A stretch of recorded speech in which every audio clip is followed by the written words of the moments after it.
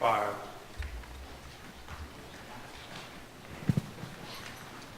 Cool. Good evening. My name is Captain Rich Wiley. I'm the commanding officer of NSA Monterey. And first thing I'd like to say is thank you all for coming to this town hall of ours and for participating in it. We love the feedback and we love to see you all here. Why are we here? This town hall was called because of, well, to talk about some of the housing issues. A couple of weeks back, or over the last month, members of Congress and Armed Services Committee, as well as senior leaders, had heard about, at bases across the United States, some poor conditions in military housing. They worried that the property managers, our private ventures, as well as senior leaders, guys like me, the base commanding officers and the garrison commanders, weren't in touch with the communities. So hence, came down from the Secretary of Army and Secretary of the Navy, pretty on high for us to have some town halls to listen to how the conditions are at your housing, to hear about your experiences, and to find ways in which we can converse and communicate better. With that being said, the town halls are great. Anytime we have a town hall, and I know we just had one a while ago that Greg had called for Lead in the Water, we need to hear your feedback and we need to hear some of your concerns so that we can answer for them. However, this town hall isn't the first time that we've been out. You've probably seen me walking around base housing. I know we have Sergeant Major Marshall Rosales who lives in base housing, as well as the Dean of Students, Captain Goody Goodmanson. So we walk around the base housing. The lines of communication, which is the main thing that I want to get from all of you at the end of the evening, these are known that are out there. So on a quarterly basis, I meet with, along with Colonel Ford, with the directors for Clark Ventures, as well as Monterey, or the parks at Monterey, as well as with Neil Jacob, who is the military liaison between the Army, between the military, and our private partners with Clark Ventures. That goes on quarterly. Over at NSA Monterey, and I know it's the same thing over at the Presidio, through the Student Council, through the Student Advisory Board, I meet with them monthly. We hear feedback, not just on housing, but on other issues that are out there. I know it's an open door policy with the Dean of Students and with the Deputy Dean of Students. The point being is, on base, don't wait for town halls, either here or over at the Presidio. Please come and let us know how things are going so that we can address them real time. But specifically in the town hall, it's great to hear back from you. Now I'm going to confuse you a little bit. You're on Navy land. But 2001, we signed a 50-year lease, long-term lease to the Army to manage the land. And the property management for the property was turned over to Clark Ventures. So that's how it goes. So with that being said, that doesn't mean the Navy washes their hands of everything that has to go up here on the base, specifically with our partners up here. That's probably why you see Presidio of Monterey Security that's driving around. Things that the Navy does manage up here, Fleet and Family Services, we have the CDC, we have the Mini Mart, we have the Tech Center, we have the Navy Lodge. So there are some properties that still belong to the Navy up here, but the majority of it is managed by the Army. That's why Colonel Ford is up here and is going to be showing you the PowerPoint that goes on in a little bit. With that being said, again, we are vested, and the Navy is on a daily basis concerned with things that are happening up here. Just to let you know, there's not a day that goes by that we don't follow up with our partners, as well as our tenants, as well as the residents, and as well as the concerns that are going on. So with that being said, I want to turn it over to the garrison commander from the Presidio to go from there. So once again, welcome. For those of you who attended last night, thank you for coming back again. That way we can hear the message and put it out. But once again, as Captain Wiley pointed out, we're here to hear from you. We want to know what's on your mind and what your thoughts are, your concern, your feedback, and your questions. All the services are approaching this similarly but different. Some are more aggressive, some are methodical.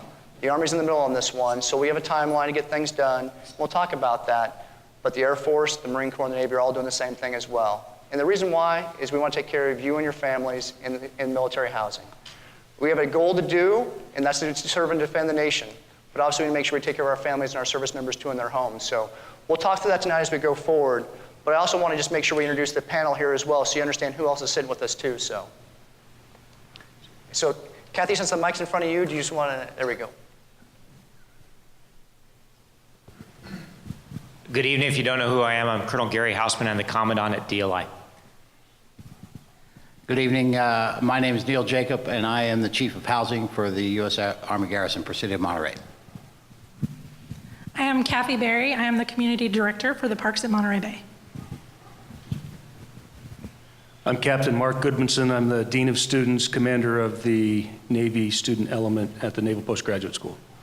So what you have is you have leaders up here. You also have the director of the housing office for the government, and you also have the community service person for the partner as well. So you have the people who think about this on a daily basis, the homes you're in, and how we can take care and make sure you provide the safe housing that you deserve. So for us, this is the background we're going to do and go through. Really fast, for those on Facebook Live, I want to thank you very much for attending. We do have, in a way, we'll take your questions in as well. So if you have concerns, please type those in, and we have time to make sure we get your questions as well. So we'll walk through this here, but once again, this briefing is tailored for soldiers because it's an Army briefing. But as Captain Wiley pointed out, this is Navy land, so there's a bunch of Naval Postgraduate School students here who are Navy, Air Force, Marine, and foreign students as well, too. So what I talk about will apply in general, but there'll be some specific services differences as well. But at the end of the day, we're all here for one reason, and that's to hear your concerns, feedback, and questions. We can't fix what we don't know. As Captain Wiley pointed out, there's a whole bunch of different ways we can get after this and discuss. This is one format. There's also the Mayoral Council. They're out there as well, and they're your representatives too. They have a direct line to me, Captain Wiley, as well as the Housing Office too. So if you have questions or concerns, you can bring them to them and they'll pass it on. Then tonight, we have the Headquarters Department of the Army Inspector General team here as well. So following this, there'll be a session with them as well. So if you feel you don't want to talk to us, you can talk to them in a protected environment and share your thoughts or concerns with them as well. Because at the end of the day, the only thing that matters to us is hearing from you and making sure you and your family are safe as well. So Captain Wiley already hit this pretty hard, is why we're here. From the Army, senior leaders went out to Fort Meade, Maryland, and looked at that, and they had significant concerns on the housing. So from that point, they said, okay, we need to look at this across the board, and that's why we're doing this. Life, health, and safety is our #1 concern right now. We track those on a daily basis, and we report those up to senior leaders across the Army, because it informs their decisions. So once again, let me say that. We track every life, health, safety work order, as well as every other work order, but we have to report that up to the Secretary of the Army, the Chief of Staff of the Army on a daily basis so they know what's going on. That tells you the level of senior leader involvement on this one, and I'm sure the sister services are the same way. Whatever you say in here, there's no reprisals. Let me reiterate that. There will be no reprisals. I have my notepad here. I'll take down your concerns. We have a team here to take down concerns, but there will be no reprisals to you. And if there's any hint of that, raises it up to all of us and we'll take care of it. I have Colonel Hausman's IG is right here as well for the Presidio of Monterey, so he's here to represent that side too. So bottom line is what you say, we want to hear from you, and there's absolutely no chance of reprisals. We also have experts in the room too to help you out if there's questions of specific nature. So we have an environmental team from DPW, we have the lawyer in here from the SJA, we have POM PD in here, we have POM Fire. So bottom line is, whatever concerns you have, if the panel can answer, we have experts out there you can reach to and answer them as well. And we found it a great success last night because certain issues came up. They're not related to housing, but the areas, and the team was able to address those concerns right there. But once again, we desire and need your candid feedback. So what's the situation across the board for housing areas? So you can see the number of families we have and unaccompanied. The key thing for us, as I point out, this is life, health, and safety. We want to make sure your families are safe and where they're at. So those of you who saw last night's town hall, we had 35 life, health, or safety work orders. Now we're down to 31. So we're making progress on that, but we can't fix it if we don't know about it. So make sure you please report up to us and see those kind of things so we can get after that. We had a big conversation last night on very different types of life, health, safety. If you have any concerns at all, please put a work order in, and the team will come out there and address it or find expertise to help make sure it gets taken care of. In the event you're not satisfied, you can see right there is the phone number, 831-242-4652. During business hours, that rings at Neil. After hours, that goes to my phone right now. So the sergeant major, I, and the deputy will be answering these phone calls after hours for anyone who has life, health, safety concerns for their quarters. That tells you the seriousness we're taking upon this one, that we will answer the phone 3 o'clock in the morning to make sure you and your family are safe in your home and address those concerns. Along with that, commanders are going to go visit homes, but they're only going to visit homes with consent of the parties, and we'll talk about that next slide, but we want to make sure we hear from you personally at your specific situation, what's going on in your home.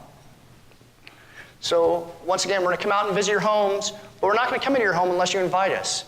We want you to give consent, If you give it, great. If you don't, absolutely no problem at all. We'll just ask you questions and leave. This is your chance to show us and tell us the issues you face in your home, the concerns you have, and you can show us right then and there what's going on. So this is an opportunity for you, but it's not a force. This is if you choose to elect to do this. And once again, it's focused on life, health, safety concerns, but there may be other things you want to bring up to us as well, and we'll document those and look at those too. At the end of the day, all those will come back to the garrison, and we owe a holistic look up to the senior commander and the Department of the Army on the situation out here.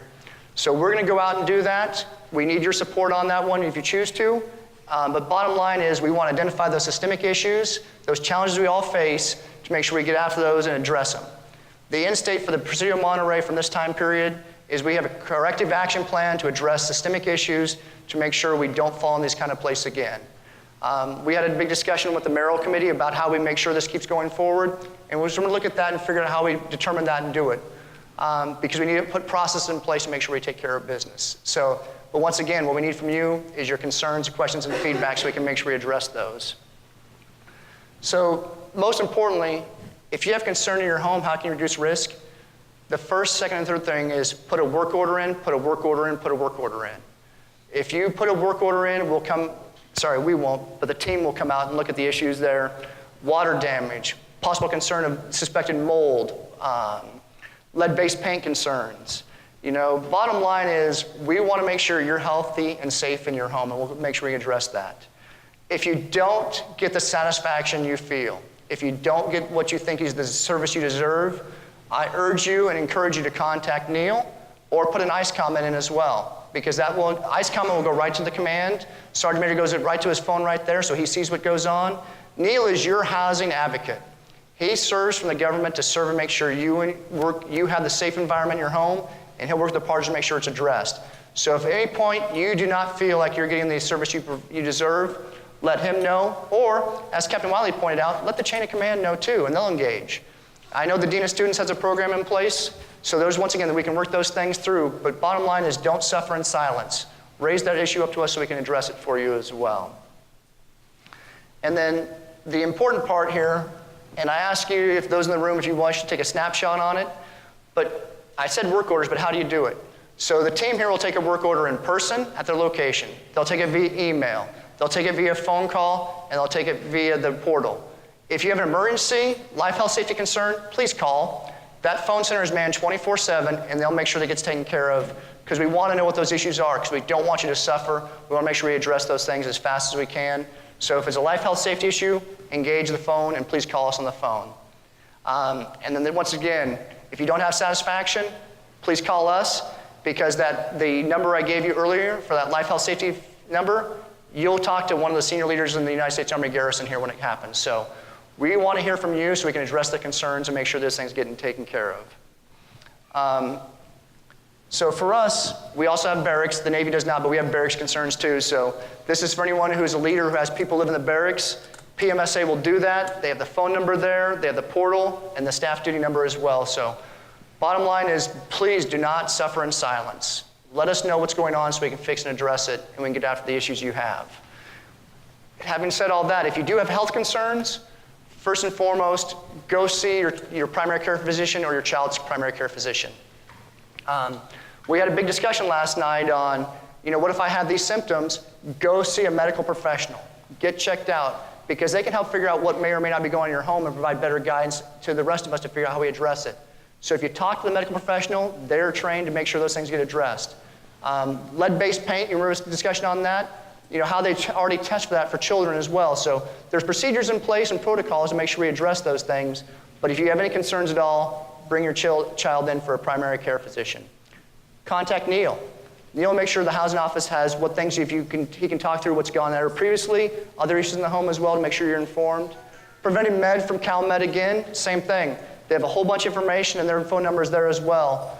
There's a bunch of resources out there that you may not be aware of, because one of the challenges we have here is communication and education, but this is a chance for you to get those things, and we can make sure we provide those to you. But bottom line, CalMed is your partner in the safety and security of the health of your family. They're here to make sure they can support you. There's two of the members here right now. Colonel Lanier is currently en route right now, but once again, they're here for you and are support to you as well. So that sort of lays the background down on what the Army is looking at and where we're going forward. But now really why we're here is the next part, and that's to hear from you.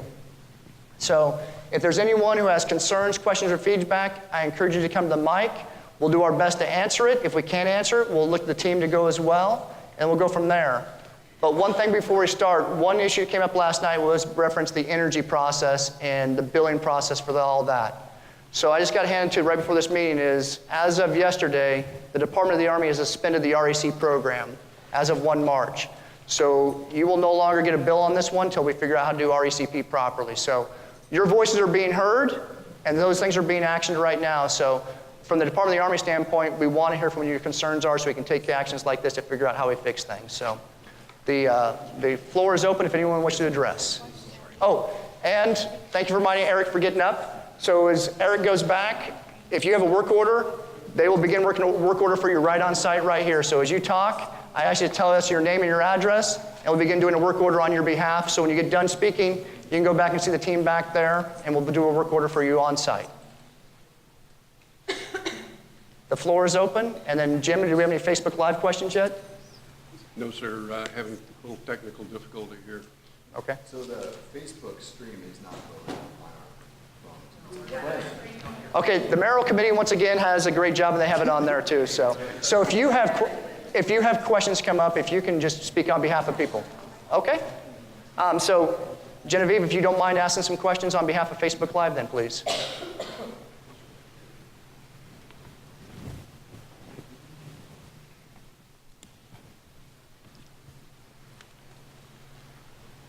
Sorry, technology difficulties are so fun, aren't they? All right, the first question that I have is in regards to the temperature in the housing. Courtney Fawcett says, hi, what insulation is used? Our houses are freezing and our heaters are set to 70. So Kathy, I do not know. Is that a question better for Eric or? That's a good question. I honestly don't know what type of insulation is in the house. The thermostats are adjustable, so if you have an issue with the temperature in your home, please submit a work order, and we can come out and take a look at it to see if there's something going on that's wrong there. And once again, those work orders would be in the same process. The second question is, can we trim the trees so the power lines don't go down or put power lines underground? I assume this is in reference to La Mesa housing. Okay, so I will talk a little bit on that one, but also pass over to Captain Wiley too. So power lines are Pacific Gas and Electric's concern right there, so there's a process going through that on how to get that and trim the trees. I'm tracking the concern we have, so we try and do that on Presidio of Monterey with sort of reduce the risk on trees. Underground utilities is something the area is considering. They're talking about that now. Once again, that is a private vendor's kind of concern on that. Captain Wiley, do you have anything to add for here? I know at NSA Monterey, we had a city arborist who actually comes around our campus to cut down trees. We cut down approximately 17 trees prior to Christmas. We also trimmed a number of limbs. So going into the storm season, we were in a pretty good condition. Mother Nature has a vote, and we all can attest that this is a pretty big year for wind and rains, and also for tonight. Be careful going down because we're going home because we're going to have some pretty big winds tonight. So I would like to say the reaction time for IPG&E and our city partners in helping us to clean up, I couldn't be happier. But again, every day following the storms, we get out to try and find them. But going into the storm season, I was very pleased with where we were and the response for it. So Mother Nature just kind of trumped us. And I know that's not, it may not be hard to or easy to hear, but yeah. You don't control everything, that's what I'm hearing. It is. All right, the next question is, what are the pet policies for La Mesa / Pineview? There seems to be some aggressive breeds of dogs in our community. So there is a standard pet policy which does restrict aggressive breeds. There are some breeds that are specifically mentioned. However, regardless of the breed of the animal, if it is aggressive, it is not allowed. So we have adopted pretty much a no-nonsense policy. If there is an unprovoked attack, we will automatically bar that pet and/or that resident from housing if necessary. If there's a provoked incident, we will give a warning the first time. The second time, the pet has to be removed or the resident has to leave. So if a resident has a concern about an aggressive animal, please contact us, let us know, and we'll definitely look into it. And based on our conversations from the mayoral program, you would also like to know the house of the pet or the resident who has the aggressive breed, if possible, correct? Absolutely. The more information that you can provide, the better. Knowing where that pet is, who the owner is, those are definitely helpful for us to resolve the issue. All right, Genevieve, does anyone else have any questions before Genevieve continues on? Because she'll be here all night. She's very good like that. Okay, keep going, Genevieve. All right, here is another question, and I may need to follow up. I can't scroll fast enough, but at what age are the parks legally required to replace the carpets and paint the walls at no cost to the tenant? When I moved here 4 years ago, I was told 5 years for carpet and 3 for paint, and anything less than that would be a depreciation value. But whenever I asked the parks or maintenance crew on the age of my carpet, no one has responded how old they are. How can I be made to pay for something at value if you do not know how old it is? So there's not a set time frame from when carpet or painting is done. It is truly based on the wear and tear of that individual carpet. Industry standards say that the average life expectancy of carpet in a rental unit is approximately 5 years.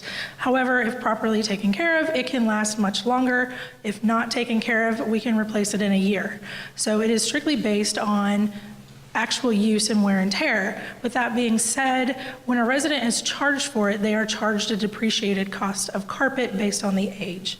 Currently, we have a little bit of challenges. Last night we talked about a software conversion that took place last year, so not all of our data is easily accessible. It is there, but it does take a little bit more work for us to do some research and find out when last replacements were made. Painting is done during the turn process. So it is not something that we come into an occupied home and do. It is strictly during the turn process when we conduct painting. Thank you. This is from Mary Ann Lewis. I posted my question last night, but it was not addressed because it was towards the end. My question is, as a retired veteran and current DoD employee, why am I required to pay a fee to utilize the amenity center at OMC? So I'll do the best answer to that one. Reason why is because the facilities paid for there are designed for active duty service members right now. That is a Department of the Army policy to look at.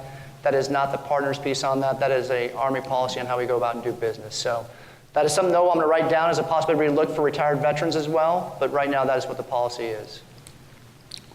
Thank you.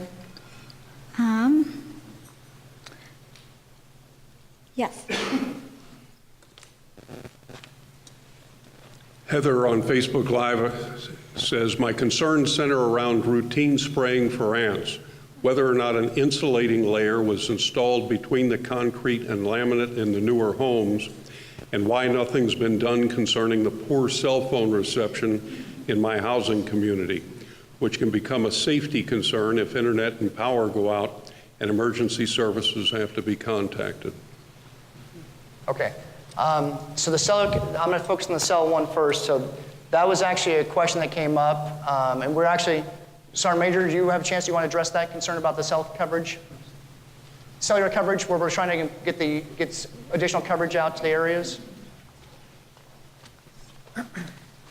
So again, it's been an issue for quite a long time, especially at OMC. We are going through the process right now. As a matter of fact, we do have a cellular provider that is already put in the money to do the spectrum analysis, and so that is a good sign. It's already paid. The spectrum analysis is being done. So we expected to have a tower at OMC sometime soon. TBD. But it's, again, we are in the process and it should be done quickly. As for ants, again, I'm not as versed in the construction of the subflooring and things of that nature, but ants are an ongoing issue throughout the Monterey area just due to the geography, where we are and things of that nature. We do provide pest control for residents free of charge. However, it is something that you would need to call in. So if you have a concern regarding ants, please submit a work order and we'll have our pest control come out and take care of it. Well, I'm just going to take over your whole meeting. But to piggyback off that, another question was, do we need to put a work order in for rodents, or if we are setting our own traps? So I assume that would go with Please that. do. If you have a rodent issue, we want to know about it. Again, that's something that our contracted pest control vendor takes care of. We don't want you taking care of your rodent issues. That's why we contract those services out. So please, rather than just trying to take care of it yourself, please submit a work order. This question is from Benjamin Sandridge. Good evening. I have two concerns. Number one, the community standards for trash can removal are not being enforced in Pineview townhomes. It is a lease requirement for residents to remove trash cans from the street after trash day to an approved location, but that is not being done. Would you like me to do both, or would you like to address that one first?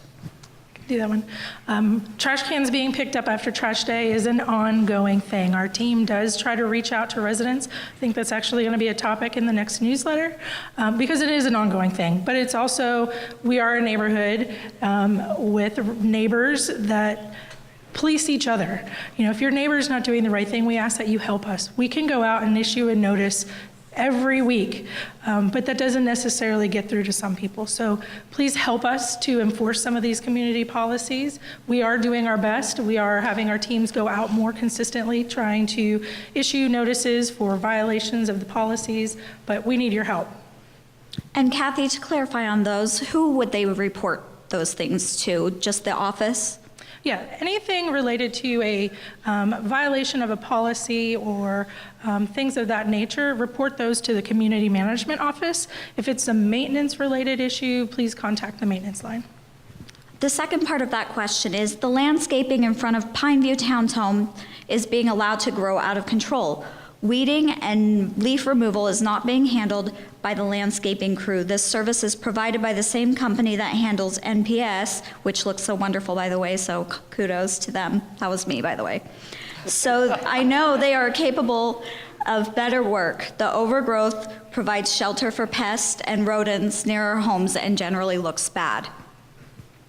So currently, with all the rainfall that we've had, our landscapers are behind. The landscaping at Pineview Townhomes is pretty different than it is at NPS. They have a lot of grass, where Pineview has a lot of different types of foliage and things like that. So they are behind. It has been difficult with all the rain that we've gotten, but that is an area that they will maintain, and they should see an improvement as things start to dry out. Thank you. Genevieve, you Yes. actually have someone behind you who has a question. Please. So that way you get a break for a second, so please go ahead. And if you just tell us what your address is, so that way if you have a work order, we can start working on it right now. Oh, it's actually not anything related to that. It's more along the lines of, as a military spouse, I've also gone around to my neighbors, and I've talked to them too. When we put work orders in, we don't get heard right away. It takes up to 2 to 3 days before we hear anything back. However, when the spouse actually puts a work order in, maybe 2-3 hours later, is there any way, or is there something that's going to be done to help more spouses, especially with husbands or wives being deployed? So I think, honestly, that's probably just a luck of the draw. The work orders are input into the system, and we're not looking at who submitted the work order. We're looking at what the work order is for. Work orders are categorized in different priorities based on emergency, which are the life, health, and safety work orders. We have urgent work orders, which are things that if left unattended for an extended period of time could become a life, health, and safety issue. And then we have routine work orders. So we respond to them in that manner. The response times for those categories varies. So in an emergency response, we have a goal of 1 hour. An urgent, we have a goal of 4 hours, whereas a routine, it's 3 days. So that may be some of your delays, but it's definitely not a matter of who actually submits the work order. I can promise you that. Thank you.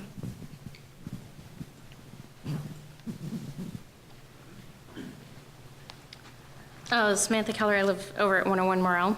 I have a question about the regular maintenance. You all put out a notice recently saying that preventative maintenance is a priority and everything. Who does that, how often, and what are they looking for? So preventative maintenance inspections, the goal is to do them annually. I can tell you honestly that they haven't been done as consistently as we would like. We are currently doing preventive maintenance inspections at both Fort Worth and La Mesa, and they're looking at things in your home to try to prevent issues from happening. They're checking to see if there are any active leaks or potential leaks. They're looking at your heating system, changing filters, checking smoke detector batteries, things of that nature. So it's a general maintenance kind of overview that they're looking for. They're also checking your home to see if we have people living there that shouldn't be living there, things of that nature. So it's intended to be annually. We are behind the mark, but we are working to catch back up. One of the things we mentioned last night was we this year have received approval to hire 11 new positions. There's a lot of things that we can improve on, but we needed additional people to make that happen. The communication is huge. We are aware that we didn't quite have enough people to make some of these things happen that need to happen. It's important. So we received permission to approve 11 new positions this year, and we're working to fill those positions. Okay, off of the work order thing, is there going to be a new system in place for how the work orders get back to the people? Because usually we put in a work order, and if we say don't enter the home, you need to call first. There are several occurrences where they'll show up outside of your house, call you and say, well, I'm here, can I come in? That's a training issue. So if that is occurring, we want to know about it. It's definitely something that we will be addressing in our team training. We conduct training with our staff members every week, and then we also conduct a mass training with everyone present monthly. So if that's occurring, please let us know. We ask whether we have permission to enter for a reason. However, please keep in mind, if you call in a life, health, and safety work order, we may not ask for your permission to enter because it's an emergency situation and we need to respond to it quickly. So just please keep that in mind if you're calling in a life, health, or safety issue. Is there going to be a procedure to follow up on your maintenance crew more and how they perform their maintenance things? Because a lot of times they are not fixing things to par, and nobody comes to see how they've been fixed or if they've been fixed properly, so therefore you have to put in several maintenance orders for the same issue time and time again. And this comes into having these additional staffing positions. You can track your open work orders and completed work orders through the active building resident portal. If you don't have access to that, please come see us so we can get you access to that. You can track every work order that's been put in the system since you moved in and what the current status is. We've also, whenever a work order is created, put on hold, or completed, a resident is going to receive an email. We've updated the email to include phone numbers and contact information, so if you're not satisfied with the service, that you can let us know. More importantly, those are things that you can do, but yes, what we want to do is begin doing follow-ups on all the work orders as they're being completed to make sure that you're satisfied with the work that has started. We also are working on completing follow-ups on every completed work order, so we know that you are happy with that service. So those are things that we are looking to implement with some of this additional staffing. In addition to that, my office will start to, we're going to begin doing QA/QC checks on the work order process, so we get a report from the partners on completed work orders. Right now, we're focusing on emergency and urgent work orders. Once they're completed, we're going to start doing follow-ups or follow-ups with the residents on at least 10% of those that have been completed. That's part of the QA/QC process from the government side. And once again, if you're not satisfied with your work order, just call the government housing office. Okay. Because it's our job to make sure you are satisfied. At what point do one of the water or mold issues open before somebody contacts the resident and finds out why the work order is still open, or contact maintenance and find out why it's still open? We've had an ongoing water issue with this backside of our house. I came Friday to address it. I was told someone would be there Friday. No one came until I called them and said, hey, I thought you were coming. They said, oh, I'm sorry. They taped it off with a tarp, told me they'd be there Monday. Nobody came yesterday. And it wasn't until I notified them that, once again, nobody came, did I get somebody there at 11 o'clock this morning. So that's an issue that we need to address. I would definitely like to meet with you and find out what's going on and why they're not responding. That's definitely not the service that we want to provide or that we expect of our team members. So that's something that should not be occurring. So please, I encourage you, please step back and let us talk to you and find out what's going on. Okay. Is there any plans to go through and check the fire alarm, like how many fire alarms are in the house, or put fire extinguishers in the homes? Because not many of the homes have fire extinguishers unless we've purchased them. And I know my home only has 2 fire alarms on the ends, none in the main living quarter. None in the kitchen, none in the living room, any of the places that are prone to fire. So the smoke detectors and CO detectors are checked before move-in. That's also something that's checked during the preventive maintenance inspection. If you have concerns that some are missing, let us know. We can get a work order in and go definitely check that out. Does anyone ever go through and clean the air vents? Because I know we've been here for over 2 years. It was never cleaned before we moved in. And we've asked several times for the filters to be changed, and nobody has checked that or the hot water tank or anything like that. So filter replacement, you can call it in. We can come out and do filter replacements. Cleaning the air vents is extremely rare. Most places recommend against cleaning them. So we typically do not clean air vents. It is only on a case-by-case basis as needed, and I can tell you it's very rare. Okay, thank you. Wait, before you go, Eric, can you just make sure you get with her to do the work orders so we can get those taken care of, please? Eric is who I spoke to on Friday. Okay. So the good news is then now we have the name from the government housing side, so we'll follow up on this one as well, too, so. Thank you. Is there anyone else before Genevieve gets back up? Come on forward for starting.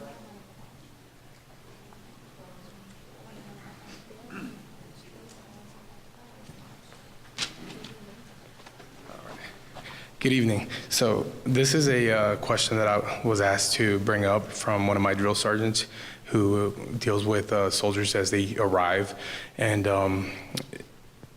I've been here for a while, so I hadn't dealt with it myself. But the issue is when soldiers arrive here, particularly the junior soldiers who did not receive dislocation allowance, and they move in the early part of the month, they're asked to provide a check for the remainder of the month's rent. Let's say they come in on the 5th, they're asked to provide a check to cover 25 days worth of rent when they have not yet begun to draw BH for Monterey, which is quite substantial. Is that the current policy, or are we misinformed? That is the current policy. I think that's pretty standardized across the board. However, in certain circumstances, we have made exceptions. So if there is a circumstance where the service member is in a unique situation, I encourage them to submit an exception to policy for review, and we can look at their individual circumstances and see if that's needed. Okay. Get to know as far as like individual exceptions to policies. And then the second part was just based on the rodent comment. I would ask that maybe something get put out to disseminate it. I know my whole neighborhood in my row, we back into a tree line, and we put in just multiple work orders for rodents, and the answer that we were given, now granted this was not recently, but was because you live in a tree line, it's impossible to stop rodents from going into your garage, so here's a bunch of traps. And when you run out, just let us know, we'll give you more traps. That's what we're told. So if the policy has changed, as you said, you don't want us to deal with it ourselves, would there be some type of flyers to be going out for those residents that did not attend the town hall so that they can be aware? Yeah, we can definitely put out some communication regarding that. The garages are a little unique because you're opening and closing them. So opening and closing them is going to allow rodents to enter in. And being that we are surrounded by the woods and things like that, they're more common and prevalent over here. But if you're having an issue where they're coming into enclosed places, we need to come out and take a look to see if where there are entry points, either on the inside or the exterior of the home, and seal those as best as we can. Like I said, garages are going to be a little unique because you're opening and closing that garage regularly. So that's just opening the door for them, essentially. All right, thank you. Kathy, this one's coming back to you, but a follow-up on the first sergeant's question.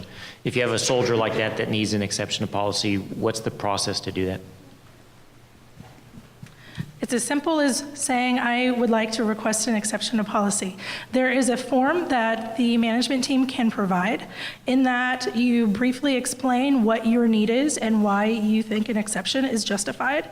If you have any supporting documentation, such as either your pay statement, it can be a memorandum from your chain of command, any documentation that would help support your justification for an exception, please submit it. I personally review every exception to policy that comes through. If I feel that an exception is going to be denied, I consult also with our RCI housing chief on some of these circumstances to make sure that I understand the full picture. So it's as simple as, like I said, requesting the form and submitting the requested documents. Also, in the ETP policy, like Kathy said, she'll, any denied, when they deny or they're going to deny a request, they will inform my office, and we will take a look at their justification for that denial, and we will either concur, not concur with their decision. If we don't concur, then we'll work with them to try and figure out a solution for that problem. There is alternative solution then after, if you are denied and you don't agree with that decision, and it is the decision that was made from the partners or concurred by my office, there is another avenue open to you. It is the Dispute Resolution Board. You can ask to convene a Dispute Resolution Board. We will do that through my office, and that's comprised of senior leaders from all of the stakeholders, including the Naval Postgraduate School. They'll sit, they'll listen to the service members' request and the service members' justification, and they'll come up with a final solution. That Dispute Resolution Board then becomes the final decision in that exception to policy. Anyone besides Genevieve? Okay, Genevieve, you're up. It's not actually me. I'm just the mouthpiece. I'm going to go ahead and insert, because we're sort of on topic, an anonymous question from outside of the housing pages. This is from future residents, and that is, I've been told that there are no houses available for me in March when I move in. Who do I contact, and what is the procedure for me to get a house by the time I move there? These are from junior enlisted spouses. So for our E1 to E4 rank band, currently our housing is pretty full. That doesn't mean we're not going to house you. That means we may have to house you outside of your rank band. Sometimes we get grief for this on the other rank band side of it, is if I have a house in a E5 to E6 neighborhood that is available and it's vacant and ready, but I don't have a house for that E1 to E4, I'm going to place them in the next available housing. And that goes both ways. So if I have a incoming service member who is 04 to 06, but I don't have 04 to 06 housing, this happens more in June timeframe, we will offer them available housing in other rank bands in effort to accommodate their needs and get them housed. Thank you. This is from Jamie Pollard. Who is in charge of the roads through LMV? So many roads are in disrepair. It took over a year for a major road by the school CDC Parks office to be repaired. So I think the majority of them are maintained by my team. I know that we are responsible for most of the roads here. There are some variables, but if a resident has a question or concern, have them contact us, and we'll take a look into it, and we'll find out who's responsible for it. The one thing I want to put out is, the communication is the huge piece, and I think it seems as though sometimes feel like residents don't get the answers they're looking for the first time, or even maybe the second time. So I want to encourage residents that if you're not getting the level of service that you need at the lowest level, escalate it up. My information is available. Active Building, you can email us directly, or I can even provide my email address. Eric is the facilities director. If you're not getting the service or the answers that you need from a technician, a community manager, a maintenance supervisor, bring it up to us, and we will help get them in the right place. And also around the schools, around the, like you said, the CDC, the tech connection, this is where it kind of crosses seams.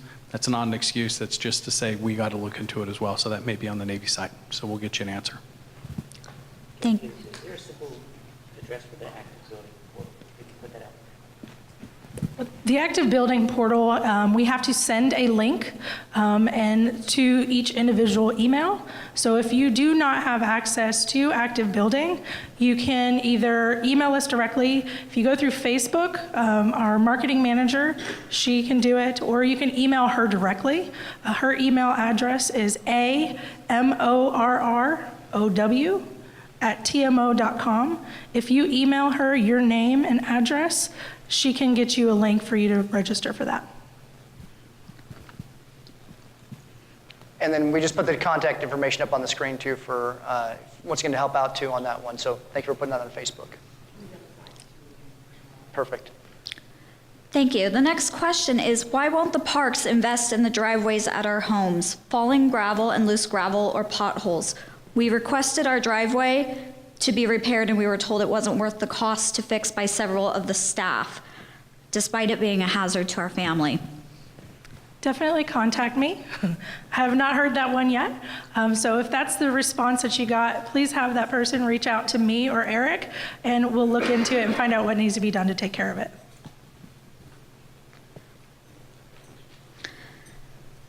The next question, the inconsistency in the housing application process. Can there be rules across the board? We were told one thing via email, phone, and another thing once we stepped foot in the office. This has caused a great deal of stress to many, many families. I can't think of a family that didn't have some type of horror story with what they were told versus what happened at check-in. Without knowing specific details, it's really hard to respond specifically to that. We do have set procedures in place for when a resident applies. Our waitlist process is a little bit confusing for anyone who has not been through it in the military. I knew that was going to happen at some point. There are a lot of things about the waitlist process for military housing that are unique. They're not the same as it is for conventional housing. When you apply, that puts you in order. The date that you apply is where you go on that wait list. But for military housing, it's very different. For military housing, your placement on the wait list is based on your detachment date from your previous installation. That's to ensure that service members who are supposed to be here before the next person are placed on a higher priority on the wait list and are housed. So it is a very difficult process to understand. But if a resident has a concern or a prospective resident has a concern regarding the process, ask to speak with a manager. I can tell you we've had quite a few new people over the last year, so training is huge, making sure that our team is on the same page. But definitely ask to speak with the manager if they have any concerns. And also, this goes into the coordination that's going on behind the scenes. So working with the Dean of Students at 4 times a year, you have inputs of students on the Navy side with the MPS. And the coordination with us is to try and as far in advance as possible, get an idea how many families are moving in, how many with kids, how many without kids, see what type of units that are going to be needed so that they have a heads up on these big demand times to get these houses turned, get them available, and see which ones are going to be available. So we have these answers up front. Thank you. There are several questions that, for the record, I'm going to skip in this feed concerning BAH. I'd just like to let those residents know from the mayoral program that if you have specific questions about your BAH, you can either message us or we can put you in contact with the best people to answer those questions about BAH. Also review the video from last night. I don't want you to feel like your concerns are not met, but I want you to know that that wasn't answered last night, and I don't want to take our time on that today. That was me, so anyone feel and along with that, Genevieve, too, so if the mayoral committee, if we want to talk that, when we do our next mayoral meeting on the 11th of March, I'll just walk through the BAH process so you guys have a clear understanding. That way we can help educate everyone why it works the way it works, too. So, but we'll do that in the mayoral committee meeting. So if more people want to attend, that'd be perfect. And just to reiterate, this is not an attempt for us to brush anything under the rug or not address it. We fully want to address that issue with you, so please don't feel like we're shutting you down. Along those same lines, there also are a couple of questions about utilities and how utilities are being calculated. If we can get a shot of that. Wait, there's a person back there's a question as well. Question on that. Please come forward to the mic. Sorry, I know some people are going to have this question, but my question is going to be is that I know you're talking about as of March 1st, you're stopping it, correct? So like a few weeks ago, we just got the bill for October. So are we gonna continue to getting our bills for November, December, January, and February? So we will. So that is a great question. My assumption right now is yes, because the program is only stopping as of 1 March, so it's all this that's already occurred will still go on that process. Okay. But what I actually do is you go through it too, bring those concerns up to the housing office too, so we can go back and look at it. Because the reason why we're stopping it is, bottom line is we don't have a good methodology trying to figure out how we do it and how it's standardized across the board. So that's what the Army's going to go back and relook. So your feedback to Neil will help us do that. Neil, raise your hand. I know. Okay. Well, help us do it properly too. So, but right now my assumption is you'll still go on because it doesn't stop till the 1st of March. For the next 4 months, okay. And just to right on what the Colonel's saying, I've already made a note. I'm going to start making calls tomorrow when I get in the office to see if I can get some clarification on that question for you. Yeah, because, and you know, once I getting a do, bill, I'll share like months that. behind is like, what is this? And then, you know, I like 1 month my electricity bill was higher than my gas, and then this past month, you know, for the month of October, it was a lot higher. My gas was higher than my electric, and I'm like, why am I constantly getting bills here? Like, I've lived on many military bases, and we've all had conservice and never had a bill at any one of them, and now all of a sudden I'm here, and I'm like, I'm getting $65 bills, and I'm like, well, what's going on? And like I said, that's why it's been suspended. Yeah. Because they're taking a holistic look at the whole process from a big Army perspective. So it's not to say that it may not come back, but it's not going to come back at the same way it's being done right now, more than likely. And as far as your past months, like I said, I will get on the horn and try to get some answers from headquarters on how that's going to be handled, if you're going to continue to pay up until the 1st of March, or if it's suspended as of the 1st of March and no more bills will come out.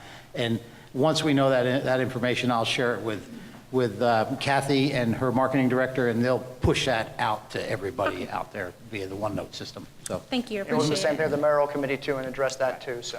All right, thank you very much. Oh, wait, Genevieve, you have another question before. Come on up. Genevieve's been here all night, so please come on up. So. That's fine. I have a question about the power lines. You know, we were without electricity for about 35 hours. I speak for all the people in Revere and Michelson.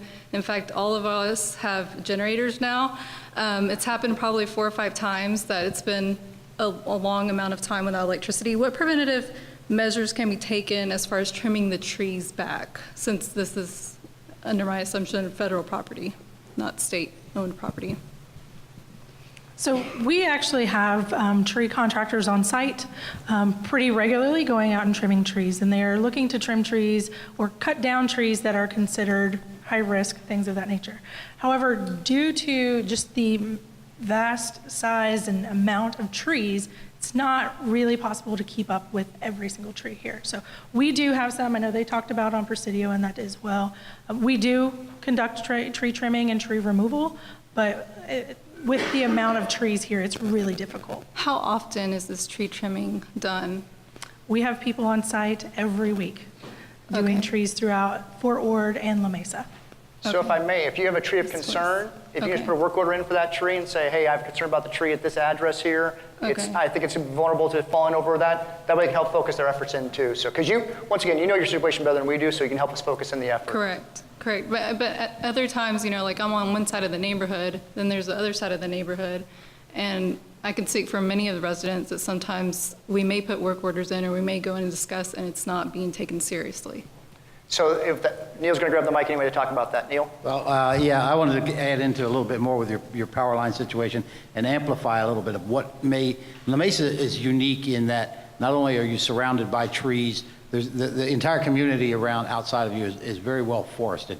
And we don't have control over that area. And a lot of times what causes the power outages, in most cases what causes the power outages, are downline outside of our jurisdiction, and that causes the power to go out to La Mesa. And there's only one power line coming in here, one main line coming in, and if that gets knocked out outside of the line, we're at their mercy, and we're at the mercy of PG&E to get that fixed. So that being said, La Mesa is more unique in power outages just because of that. But as the Colonel said, if you put in a work order and If you see a tree you think is entangled in power lines and you think that needs to be taken care of, put in the work order such as that.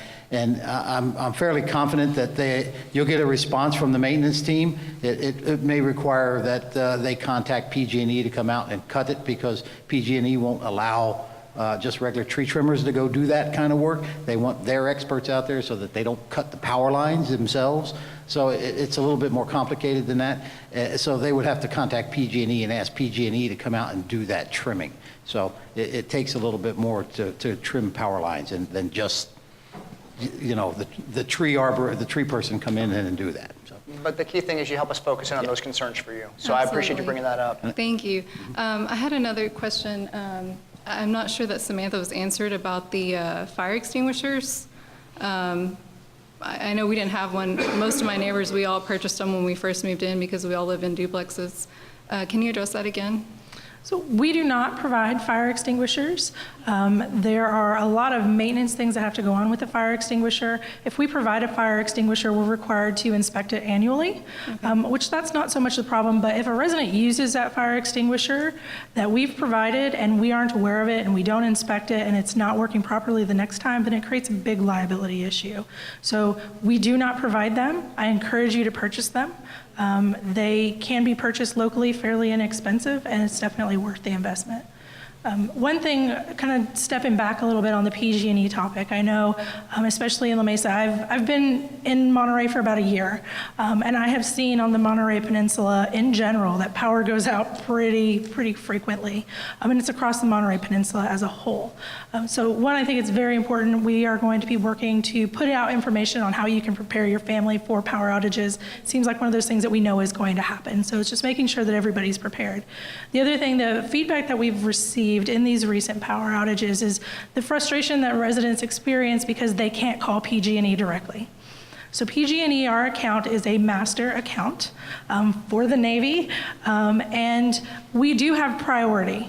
Now, I know one of the concerns is residents, when they look on the website, they see that it's one outage. However, PG&E is tracking that it is a business account that is affecting hundreds of homes. So we do have priority over that. The system that we have in place is if you experience a power outage, call in an emergency work order. We will have somebody check it out and contact PG&E. Once PG&E is notified, our on-call staff will stay in touch with them periodically requesting updates. Another frustration that we got a lot of feedback was, well, we didn't get updates very often, or the updates weren't very informative. That's what we get from PG&E. So we are trying our best to provide you with the information that's provided to us, but it's not always timely and it's not always accurate. So we're going to do our best to keep you informed because we understand it's a huge inconvenience on you and your families, but please understand that we are at the mercy of PG&E when it comes to those things. We do understand having to wait on information from PG&E. One of the issues that we faced multiple times in calling work orders is the communication barrier at the call center. Every time we would call, they wouldn't understand what we were saying. They thought maybe just the light outside was out or something to do with our home. They didn't quite understand that it was the entire street or entire sections of the neighborhood. So we'd have to call multiple times. The other issue that's come up between my neighbors and myself is receiving information on Facebook. We'd rather receive emails, some of us don't have Facebook, or push out the information via like a text message, you know, where everyone's receiving the information timely. You know, because we may not, if we don't have electricity, we can't check our email, or, you know, some people have issues with cell phone service, so it needs to be multiple avenues of communication, not just like Facebook. And that's something that we discussed, especially after this most recent power outage. Going forward, information updates will be sent via our iContact, which is via email. It's whoever is registered in the iContact system. Active building, again, information is pushed out via that method as well, and also through Facebook. So if we're receiving community emails already, is that the same as the iContact? Yes, ma'am. Okay. Okay, thank you. Anyone else before Genevieve gets back up? All right, Genevieve. Oh, wait, sorry, please come forward. I just have another question. Yes. What is the easiest way to commend those employees that have done a really good job? I know programming has done amazing in the last 2 years since we've been here. The new receptionist here at La Mesa, she always goes above and beyond to get you the answer, and she makes sure if she says she's going to call you, by golly gee, she calls you when she needs to. So that's great doing it. Neil obviously wants to answer this, but I have my own answer too, so go, Neil. I got 3 letters, ICE, ICE. Okay. Okay, that will reach everybody. The commander sees it, I see it, even off the garrison, the headquarters level people see it. So ICE is the way to do that, and we really look forward to seeing those comments. Of course, we don't disagree if there's a comment that is dissatisfaction, but we really like to see the ones that say they're doing a good job, and they do too. Well, and that's just it. I know that there's a lot of issues, but I know I'm not the only one that want to make sure that those people that are doing their job and are doing it well, those are the people I want to continue to work with. So that's why I want to make sure, how do we let you all know that they are doing a great job and we want them to continue? We make sure to recognize those people doing those good jobs, and that kind of helps the partners build a team that is out trying to achieve those goals, and they can actually create some competition within their workforce and everything else to try and get a nice comment, if you will, without actually soliciting one and that sort of stuff. So it helps them improve their customer service skills, and it becomes great training tools for them to use when they're doing their training. So yes. What we've done, Sergeant Major and I have gone out to their breakfast and recognized those employees who've received favorable ICE comments as well, so they can hear in front of their peers, and as he points out, recognize them and hopefully instill some competition as, hey, this person was recognized, what do I need to do to get recognized too? So if you do fill them out, they are action, just like your concerns are action too. But Sergeant Major gets them right to his phone, and then I read them every week because they're required. Army requires me to read every ICE comment. So if you put something in there, it'll be read by me for sure. Okay, thank you.